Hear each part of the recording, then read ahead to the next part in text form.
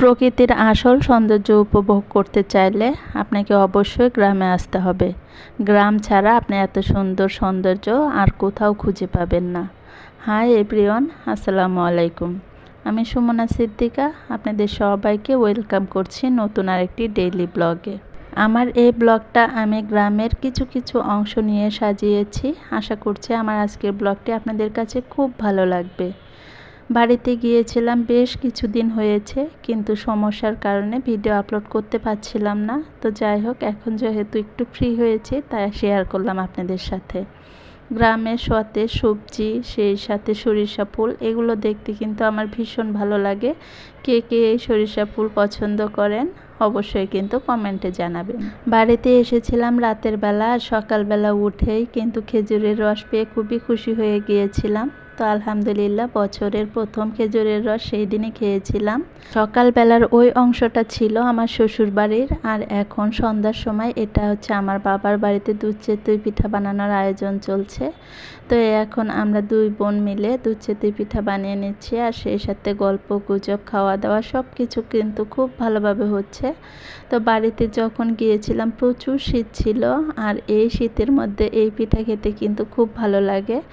তো আমরা গুড় জাল করা যে রস সেটা দিয়ে খেয়ে নিয়েছি। এখন মাংস রান্না হয়ে গেছে, এটা দিয়েও দুধ চিতই পিঠা খেয়ে নেব। শীতের সময় যখন গ্রামে সব ভাই বোন একসাথে পিঠার আয়োজন চলে, তখন কিন্তু একটা উৎসব মুখর পরিবেশ বিরাজ করে।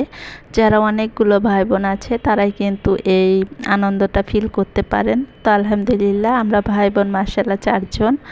তো আমাদের বাড়িতে আমরা সবাই যখন একসাথে হই তখন কিন্তু একটা ঈদের আনন্দ বিরাজ করে।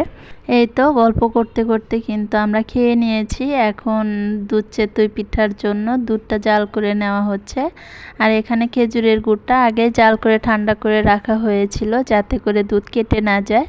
তো মিশানোর পরে এখন একে একে দুধ চিতই পিঠাগুলো কিন্তু দুধে দেওয়া হচ্ছে, আর এটা সারা রাত ভিজে একদম তুলতুলে হয়ে থাকবে। তো সকালবেলা এই পিঠাটা খেতে কিন্তু মাশাআল্লাহ অনেক বেশি মজা হয়। তো এই তো সকালবেলায় এখন আমরা সবাই মিলে দুধ চিতই পিঠা খেয়ে নিচ্ছি।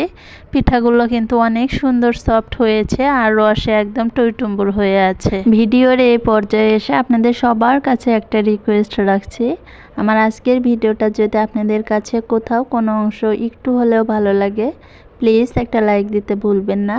সেই সাথে আপনি যদি আজকে আমার চ্যানেলে প্রথম হয়ে থাকেন বা এরকম ভিডিও আরও দেখতে চান, তাহলে আমার চ্যানেলটা সাবস্ক্রাইব করে আমার পাশে থেকে যাবেন।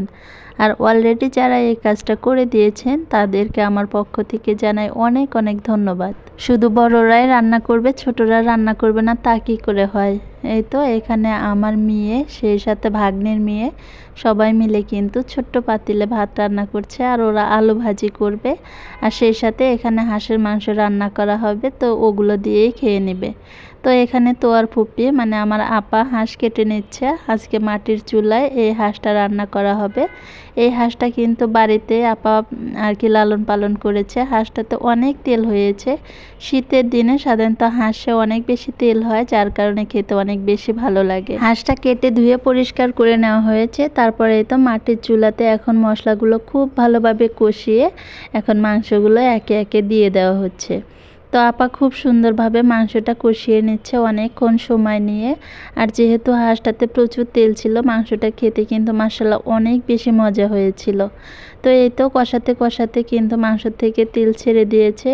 তারপরে এখানে আপা ঝোলের জন্য পানি দিয়ে দিবে। আর মাংস রান্নাতে সাধারণত যদি গরম পানি দেওয়া হয় তাহলে কিন্তু মাংসটা খেতে অনেক বেশি মজা হয়। তা আপা পাশের চুলায় গরম পানি বসিয়ে রেখেছিল, তারপর আর কি ঝোলটা দিয়ে দিয়েছে। ঝোলটা পছন্দ মতো চলে আসলে মাংসটা নামিয়ে নেওয়া হয়েছে। এখন আমরা সবাই মিলে সেই হাঁসের মাংস দিয়ে ভাত খেয়ে নিচ্ছি। অনেক বেশি মজা ছিল। তো আপাকে অসংখ্য ধন্যবাদ। সেই সাথে আমার ভিডিওটা আজকের মতো এখানেই শেষ করছি। সবাই ভালো থাকবেন, সুস্থ থাকবেন, সবাই সবার জন্য দোয়া রাখবেন। আল্লাহ হাফেজ, আসসালামু আলাইকুম।